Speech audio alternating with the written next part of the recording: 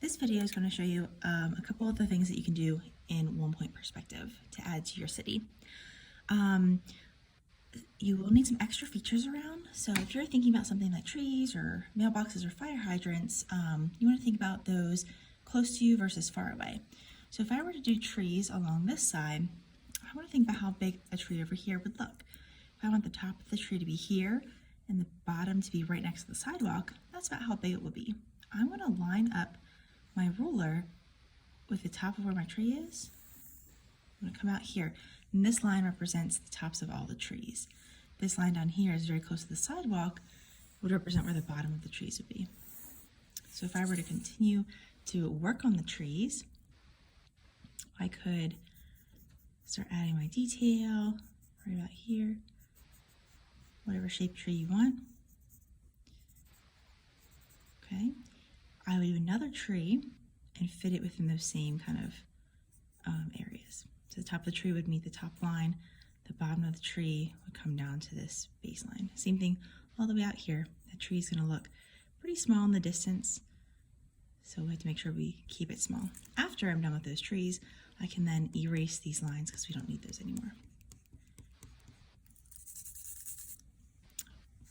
If you see the side of the building that's a full shape, remember any kind of shape that you do, whether it's a circular window or a square window, those left and right sides will be vertical. The bottom and the top will be horizontal. Basically, you're trying to match whatever side you're working on. So if I were to put a door on this side, to match it, the left and the right side of the door would be up and down, vertical. The top of the door would go to the vanishing point, just like the bottom of the door already does. The closer you are to the horizon line, the more flat your line will look. If you are adding something like a manhole cover, like to go down to the sewers, or a drain, think back to what we had to think about with these to make them look flat. They're going to be horizontal. So if I'm doing a drain right here, I want that drain to be flat into the ground. I'm going to also make that come out flat, but the front of it would use the vanishing point. Okay, so this would be like a little sewer drain to let rainwater go down. Okay, a manhole would be the same thing. I would start with just like a basic rectangle where I want it.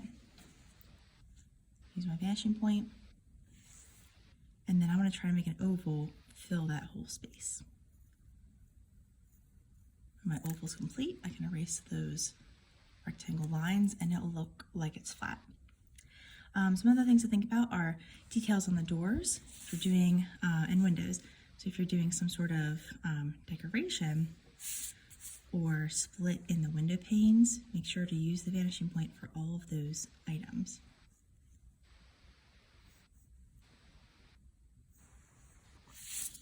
If you're going to make something out of this box that you're transforming into something, such as like a hot air balloon, part of that could go off the page. So if this was now a basket, you could take and maybe even round some of these corners. Come straight up for wherever you rounded it. Okay, so now I can erase this.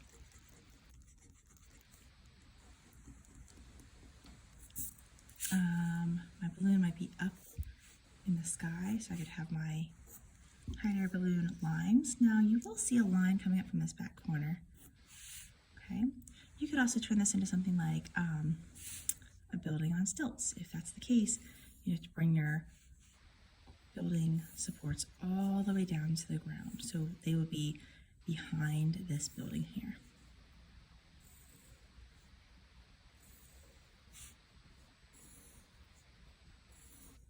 Okay, because this is further back than this building is.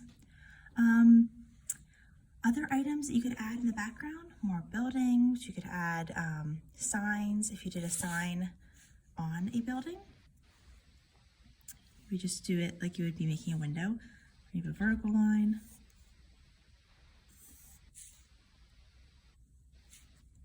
Okay, and then your letters would also kind of go in the same line direction.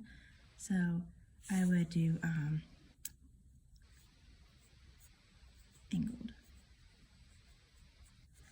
Okay, if you were to do some sort of sign on this side of the building, your letter would be just normal. If you wanted a sign that's on top of the building, that's maybe like on little stilts, use your vanishing point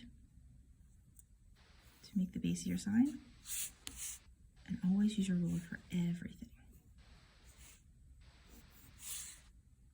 Top of the sign, and then again, your letters will be slanted as well. If you have any other questions, let me know. I can make you a different demo based on what you want to do to create your city. Good luck.